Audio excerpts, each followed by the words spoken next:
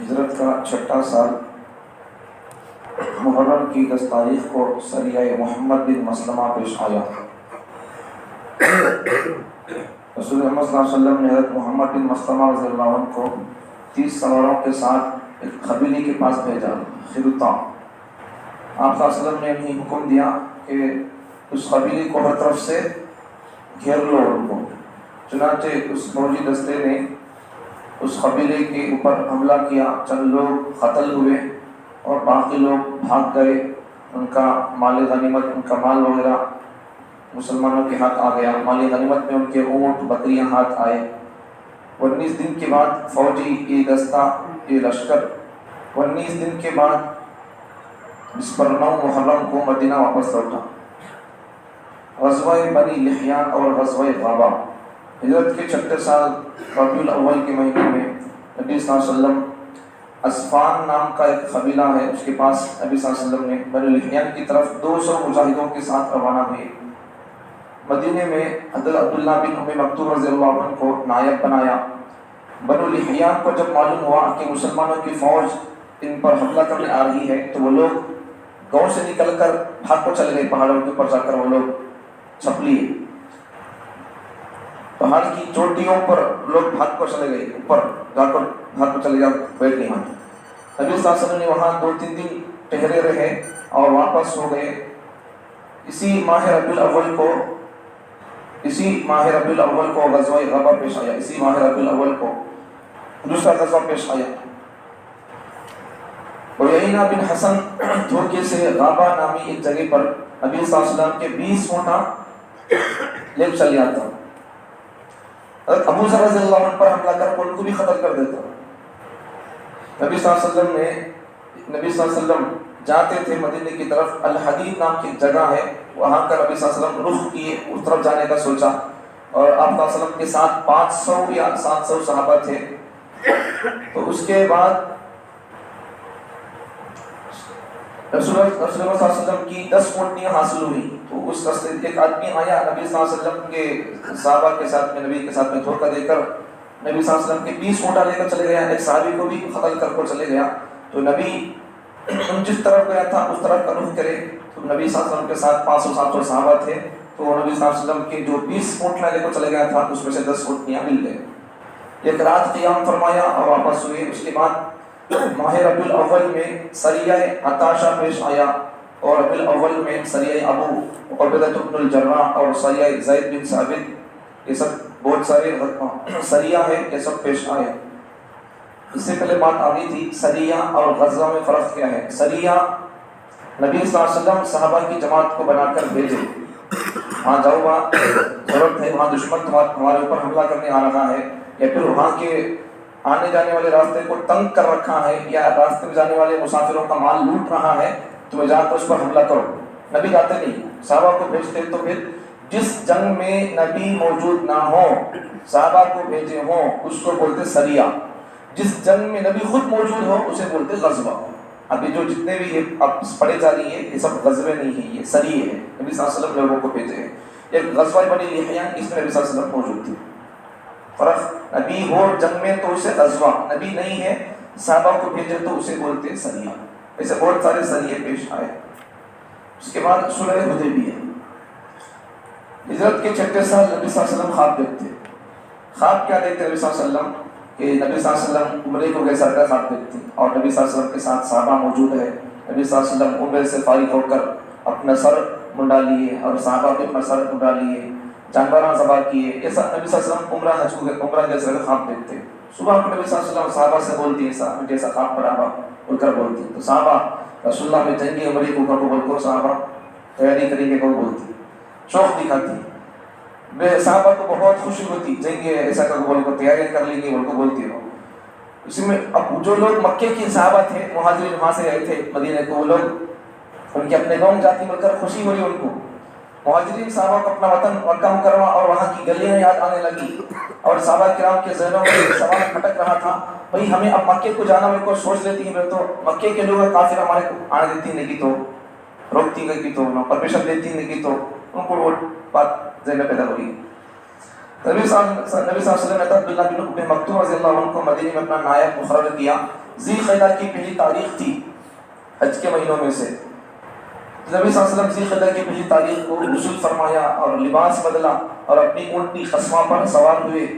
قربانی کے 70 اونٹ ساتھ لے لیے اور صحابہ کرام کے ساتھ صرف تلواریں تھیں، اور جو اس زمانے کا عموماً ہر آدمی کے پاس تلوار رہتی تھی سفر میں جاتے وقت میں، تو عموماً ہر مسافر کے ساتھ ہوتی تھی. اس سفر میں رسول اللہ صلی اللہ علیہ وسلم کے ساتھ تقریباً 1400 سے 1600 صحابہ موجود تھے. حضرت عباد بن بشر رضی اللہ عنہ کو 20 صحابہ کرام کے ساتھ نبی صلی اللہ علیہ وسلم آگے آگے بھیجے ان کو، کئی کو سامنے کے حالات معلوم کرنے کے لیے، تاکہ حالات کی اطلاع ہو. مدینہ منورہ سے روانہ ہوئے، ذوالحلیفہ پہنچ کر، ایک جگہ کا نام ہے، وہاں ظہر کی نماز پڑھے. ظہر کی نماز کے بعد عمرے کے لیے نبی صلی اللہ علیہ وسلم نے احرام باندھا. تلبیہ پڑھتے ہوئے لبیک وہ پڑھتے ہوئے نبی صلی اللہ علیہ وسلم احرام باندھ لے تو تلبیہ پڑھنا شروع کیے. اس زمانے میں ذی القعدہ عمرے کا مہینہ تھا. عمرے کا مہینہ ذی القعدہ سے شروع ہوا، حج عمرے کا زمانہ ذی القعدہ. اس وقت کے قانون میں احرام باندھ کر جو آدمی مکے کو جاتا ہے اسے روکنے کی کسی بھی ہمت اور روکنے کا کوئی کسی کو حق نہیں رہتا. کوئی آدمی حج کرنے جاتا ہے مکے کو، عمرے کو جاتا ہے، تو پھر اسے روکنے کی مکے والے ذمہ دار لوگوں کو بھی روکنے کا اس کو حق نہیں ہے. کئی کو اللہ کا گھر، اللہ کو گھر کو اللہ کے بندے آدمی روکنے کی کسی طاقت ہے؟ کون کہیں روک سکتا ہے؟ مکے کے قریش کعبے کے خدمت گزار تھے، وہ لوگ ذمہ دار تھے، کعبے کے مالک نہیں تھے. مکے والوں کو جب معلوم ہوا کہ نبی صلی اللہ علیہ وسلم عمرے کے لیے آ رہے بول کر، تو عمرے کی نیت سے مکہ آ رہے ہیں، تو پریشان ہوئے لوگ. انہوں ہمارے اوپر مکے کے بہانے سے ہمارے اوپر ہمارے کو کام اننے مارتے ملکوں کو ڈر ہو گیا. قانونی اعتبار سے وہ روک بھی نہیں سکتے تھے.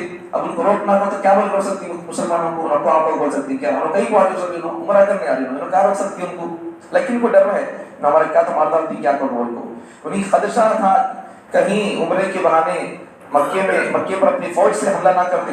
اس لیے قریش نے یہ فیصلہ کر لیا کہ رسول اللہ صلی اللہ علیہ وسلم اور آپ صلی اللہ علیہ وسلم کے ساتھیوں کو مکے میں داخل ہونے سے روکا جائے گا.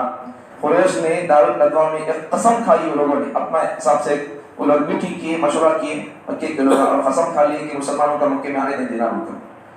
رسول اللہ صلی اللہ علیہ وسلم کو مخبر کے ذریعے اطلاع ملی.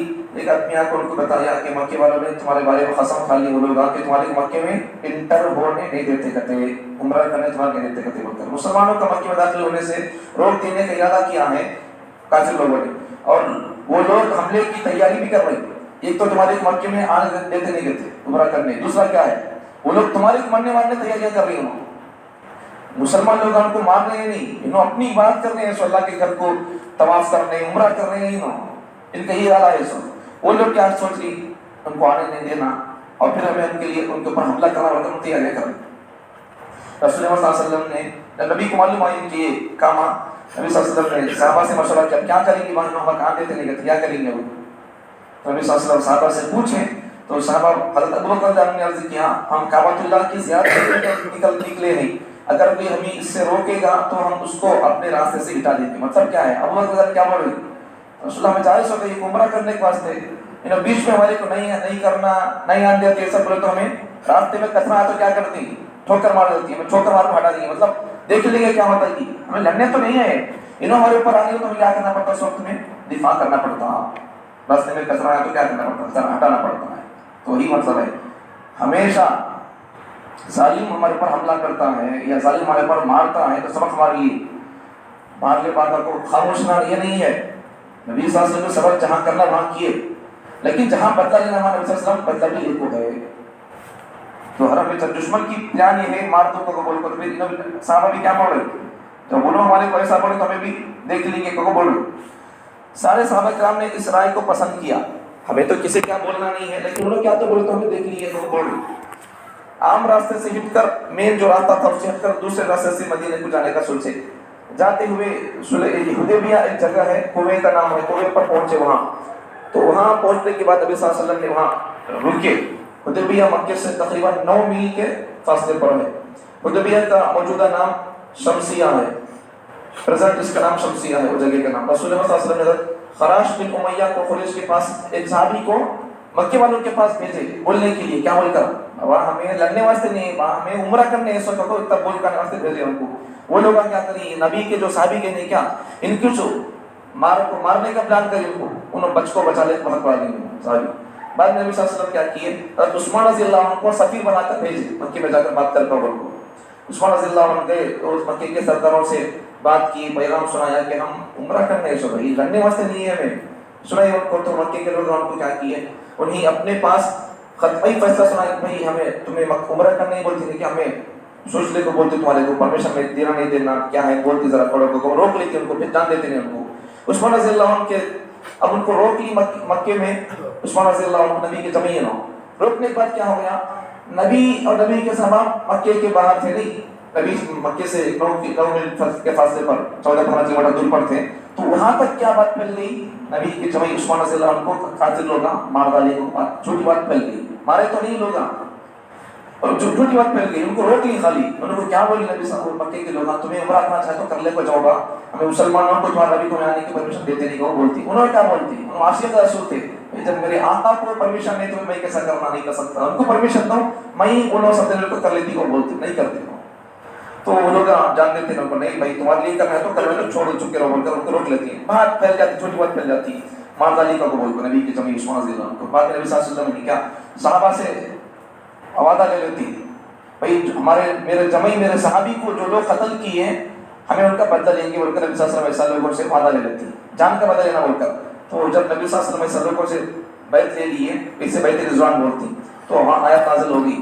تو اس کے بعد ابھی نبی صلی اللہ علیہ وسلم عثمان رضی اللہ عنہ کو ماردالی کہے کہ بول کو جو وعدہ لی نہیں کیا لوگوں سے، یہ لوگ یہ بات مکے کے لوگوں معلوم رہتی ہے، معلوم ہونا تھا، وہ لوگ پھر پریشان ہو جاتے ہیں.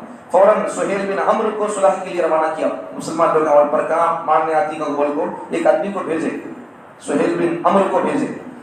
صلح میں یہ شرط رکھی کہ اس سال بات کرنے واسطے کافی لوگ ایک آدمی کو بھیجے، بولو کا ان سے بات کر کو بول کو کمپرومائز. تو اس سال تمہیں عمرہ کرنے تمہارے پرمیشن نہیں ہے، مسلمانوں کو کافی لوگ بول سو تمہیں واپس چل جاؤ اس سال، اگلے سال عمرے کی نیت سے آؤ. اور یہ بھی طے ہوا کہ 10 سال تک ہمارے بیچ میں مسلمانوں میں کافروں میں جنگ نہیں ہوتی بول کر یہ بھی طے ہو گیا.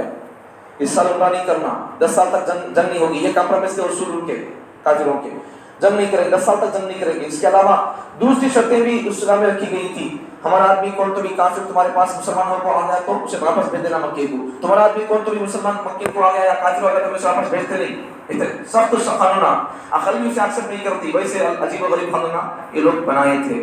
رسول اللہ صلی اللہ علیہ وسلم نے حضرت علی رضی اللہ عنہ کو حکم دیا کہ وہ صلح نامہ لکھو. انہوں نے جو بات اصول نہیں کیا بول رہے سو صلح کے کمپرومائز کی باتیں وہ لکھو بول کر حضرت علی رضی اللہ عنہ وسلم بولتی. جب صلح نامہ لکھا جا چکا تو نبی صلی اللہ علیہ وسلم نے فرمایا اٹھو اور اپنے اپنے جانوروں کو جمع کرو. جب حج عمرہ کے لیے جاتے دشمن روک لیا، جانے نہیں دیتا ہے تو پھر کیا ساتھ میں جانور ہے تو جانور ذبح کر کو بال موٹا لے کر واپس اپنے جگہ کو چلے جانا ہے. یہ دوسرے پارے میں جب تفسیر شروع ہوگی تو آپ کو انشاءاللہ سمجھ میں آئے گا. تو نبی صلی اللہ علیہ وسلم جب جانے سے روک دی دشمن لوگ اب کرنا کیا ہے، جانور ذبح کر کو سر یا تو بال کم کرنا یا بال بالکل صاف کر کو وہاں سے اپنے گھر چلے جانا ہے.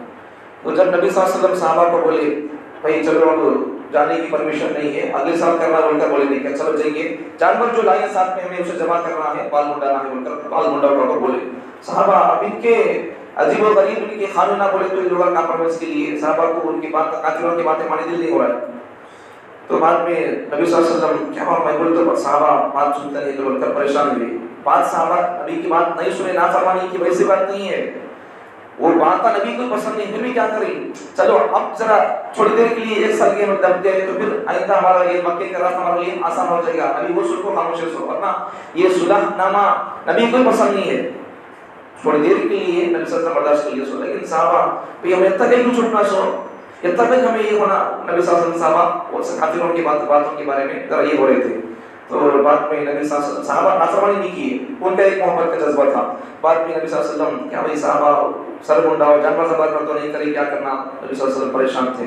تو بعد میں نبی صلی اللہ علیہ وسلم اپنے ٹینٹ میں گئے تو حضرت ام سلمہ رضی اللہ عنہا نبی صلی اللہ علیہ وسلم کی بیوی کیا کرنا نبی صلی اللہ علیہ وسلم پوچھتی تو حضرت ام سلمہ بولتی یا رسول اللہ تمہیں اپنا جانور ذبح کر اپنا سر بال منڈا دو. وہ لگا تو آپ دیکھو نبی سب کرتی کو بولتی ہوں. تو کبھی کبھار دیکھو سبق عورت اگر دینی اس کا ذہن بن کو ہے تربیت ہو گئی تو پھر اس کی رائے اچھی ہو جاتی ہے. دین تربیت ہونا عورتوں کی دیکھو نبی کی بیوی کیسا مشورہ دی تمہیں اپنا کام کرو رسول اللہ تمہارے دیکھو لوگ کرتی وہ بولتی. نبی صلی اللہ علیہ وسلم باہر جا کر جانور ذبح کرتی اور اپنا سر منڈا لیتی تو پھر وہ لوگ بھی نبی صلی اللہ علیہ وسلم کے ساتھ بھی دیکھو سر کر کو حاصل واپس مدینے کو چل جاتی. تو یہ اختصار ہوا ہے. آخر میں نبی صلی اللہ علیہ وسلم نے ایسا ہی کیا تو سارے صحابہ اٹھ کر اپنے اپنے جانور ذبح کیے اور سب نے حلق یا قصر کر لیا، حلق کر لی یا پھر بات منڈا لیے. نبی صلی اللہ علیہ وسلم نے آخری حدیث سمجھنے کی بات کیا ہے؟ نبی صلی اللہ علیہ وسلم نے جو آدمی گنڈو کر لیا، حلق منڈا لیا، اس کے لیے 3 مرتبہ دعا دیکھو ہے. جو آدمی کٹنگ کرا لیا، بال کم کر دیا، اس کے لیے نبی صلی اللہ علیہ وسلم مغفرت کی دعا 1 بار دیکھو ہے. اس موقع پر نبی صلی اللہ علیہ وسلم اس موقع پر سورہ فتح نازل ہوئی، جس میں صلح حدیبیہ کو فتح مبین قرار دیا گیا. اس کے بعد نبی صلی اللہ علیہ وسلم اور تمام صحابہ دیکھو سورہ حدیبیہ سے. اس میں سمجھنے کی بات کیا ہے؟